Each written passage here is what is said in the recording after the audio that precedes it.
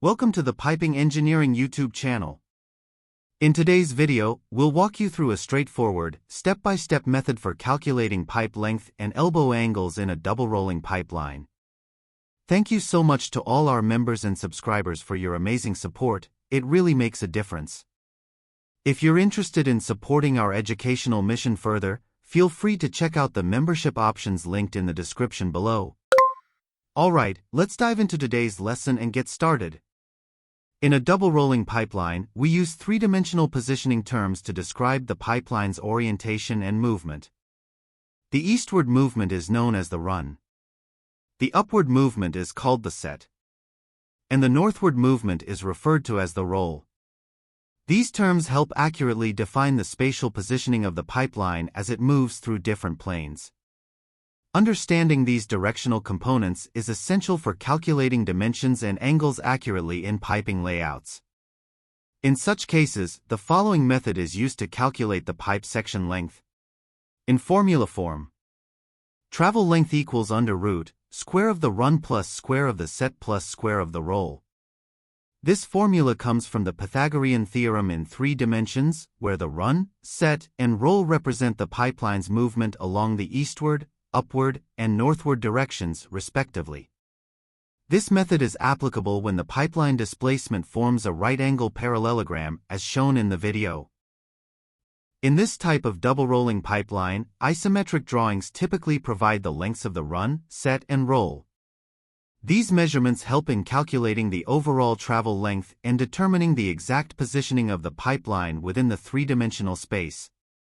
Let's examine this method we learned on a simple example. Let's assume that the pipeline is movements 600 mm eastwards, 300 mm upwards, and 200 mm northward. Now let's calculate the length of this pipe section. To calculate the length of a pipeline that moves in 3 dimensions, eastward, upward, and northward, we can use the Pythagorean theorem in 3D. Plugging in these values, L equals under root 600 squared plus 300 squared plus 200 squared. Let's calculate this step by step. 600 squared equals 360,000. 300 squared equals 90,000. 200 squared equals 40,000. Now add these results. L equals under root 360, 000 plus 90, 000 plus 40, 000 equals under root 490,000. Calculating the square root, L is almost equal to 700 mm. So, the length of this pipe section is approximately 700 millimeters. Now let's calculate the degree of the elbows. To calculate the degree of the below elbow, we will use this formula. X degree will be equals our cosinus adjacent divided by hypotenuse. Substitution. X degree will be equals our cosinus 600 divided by 700. Using scientific calculator and found that, below elbow's degree will be equals approximately 31 degree. By using this method, you can easily calculate the lengths and angles of pipe sections for your desired pipelines. This educational video is coming to an end. Feel free to share your thoughts in the comments section below. I'd love to hear from you.